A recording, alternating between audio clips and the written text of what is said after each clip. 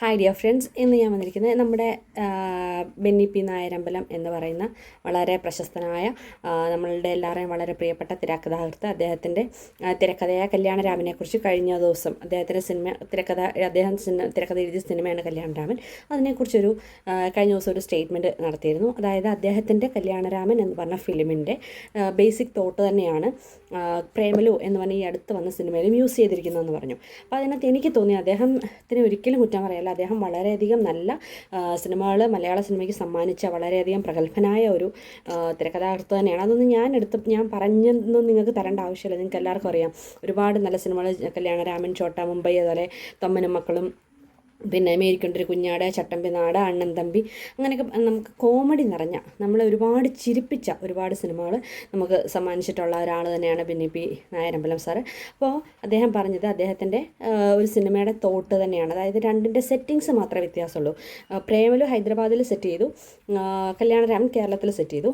പ്രേമലുവിൽ ഒരു നായിക, രണ്ട് നായികയെ സ്വന്തമാക്കാൻ നടക്കുന്ന നായകന്മാർ. അതുതന്നെയാണ് കല്യാണരാമനിൽ യൂസ് ചെയ്തിരിക്കുന്ന അതായത് നവ്യ നായരെ സ്വന്തമാക്കാനായിട്ട് ദിലീപും കുഞ്ചാക്കോ ബോബനും നടക്കുന്നു.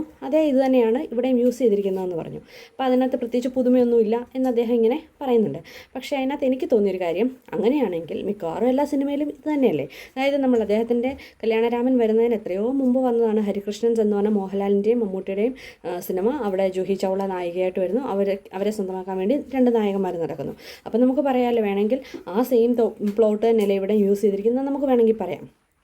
അപ്പോൾ എല്ലാ ഒരു ആർട്ട് വർക്കിലും, എല്ലാ ലിറ്ററേച്ചർ എല്ലാ വർക്കിലും നടക്കുന്ന ഒരു കാര്യം ഇത് തന്നെയാണെന്നാണ് എനിക്ക് തോന്നുന്നത്. ഇപ്പോൾ നമ്മളൊരു സീരിയൽ എടുത്തു കഴിഞ്ഞാലും സെയിം സ്റ്റോറി തന്നെയാണ് എല്ലാ സീരിയലിലും. നമ്മളിപ്പം വളരെ ഫേമസ് ആയിട്ടുള്ള മഴവിൽ മനോരമ എന്ന് പറഞ്ഞ ചാനലിനകത്തെ സീരിയൽസൊക്കെ എടുത്ത് നോക്കിക്കഴിഞ്ഞാൽ നമുക്ക് കാണാൻ പറ്റുന്നൊരു കാര്യമാണ്. അതായത് ഒരു സീരിയലിനകത്ത് ഒരു നായിക, രണ്ട് നായകന്മാർ.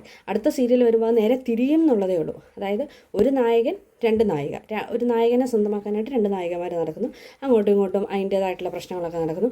പിന്നെ ഒരു അമ്മായിയമ്മയ്ക്ക്, ചിലപ്പോൾ ഒരു സീരിയലിൽ അമ്മായിയമ്മയാണെങ്കിൽ അടുത്ത സീരിയലിൽ അമ്മായി ആയിരിക്കും പ്രശ്നക്കാരി, അല്ലെങ്കിൽ പെങ്ങളായിരിക്കും, അല്ലെങ്കിൽ നാത്തൂനായിരിക്കും. അങ്ങനെയുള്ള ചെറിയ ചെറിയ സ്ലൈറ്റ് ഡിഫറൻസുകൾ മാത്രമാണ് ഇതിനകത്തൊക്കെ ഉള്ളത്. സെയിം സ്റ്റോറി നമ്മൾ എടുത്ത് നോക്കുമ്പോൾ അറിയാം. ഒരിടത്ത് കല്യാണത്തിനിടയ്ക്ക് പ്രശ്നം ഉണ്ടാവും, ഒരിടത്ത് നിശ്ചയത്തിനിടയ്ക്ക് പ്രശ്നം ഉണ്ടാവും. അങ്ങനെയുള്ള ചെറിയ ചെറിയ ഡിഫറൻസുകൾ മാത്രമാണ് ഈ സ്റ്റോറീസ് തമ്മിലുള്ളത്.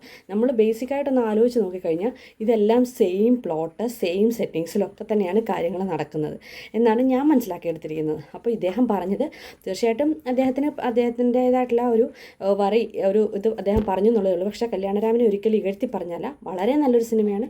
നമ്മൾ ഒരുപാട് ചിന്തിപ്പിക്കുകയും ചിരിപ്പിക്കുകയും ഒക്കെ ചെയ്ത സിനിമയാണ്. അതുപോലെ തന്നെ നമുക്ക് ഡെയിലി ലൈഫിൽ ഒരുപാട് പറയാൻ പറ്റുന്ന ഒരുപാട് കോമഡികളുള്ള, ഇപ്പം പ്രേമലു എന്ന് പറയുമ്പോൾ ഒരു സിറ്റുവേഷണൽ കോമഡിയാണ് അതിനകത്ത് കൂടുതലായിട്ടും വർക്ക് ചെയ്തിരിക്കുന്നത്. പക്ഷേ കല്യാണരാമൻ്റെ അകത്ത് നമുക്ക് ഡെയിലി ലൈഫിൽ യൂസ് ചെയ്യാൻ പറ്റുന്ന ഒരുപാട് കോമഡികൾ, ഇപ്പോൾ സവാള ഗിരിഗിരി, അതുപോലെ തന്നെ മിസ്റ്റർ പൂഞ്ഞിക്കര എന്ന് പറയുന്ന ഞാൻ പഴയ ജിമ്മ എപ്പോഴും കുനിയാൻ പറ്റില്ല, അങ്ങനെയൊക്കെ പറയുന്ന ഡയലോഗുകളൊക്കെ ശരിക്കും നമ്മൾ വളരെ എവർഗ്രീൻ ആയിട്ടുള്ള ഡയലോഗുകളാണ് എന്ന് വേണമെങ്കിൽ പറയാം. അതുപോലെ തന്നെ ആ കവിത പാടുന്ന സീനുകൾ, അങ്ങനെ എവർഗ്രീൻ ഡയലോഗ്സ് വന്നിട്ടുള്ള ഒരു സിനിമയാണ്. അദ്ദേഹത്തിന് ഒരിക്കലും ബെന്നി സാറിനെ ഒരിക്കലും മോശമാക്കി പറഞ്ഞതല്ല. അദ്ദേഹം പറഞ്ഞതിനോട് ഞാനൊന്ന് എൻ്റെ ഒരു അഭിപ്രായം രേഖപ്പെടുത്തി എന്നുള്ളതേ ഉള്ളൂ. Okay, thank you for watching.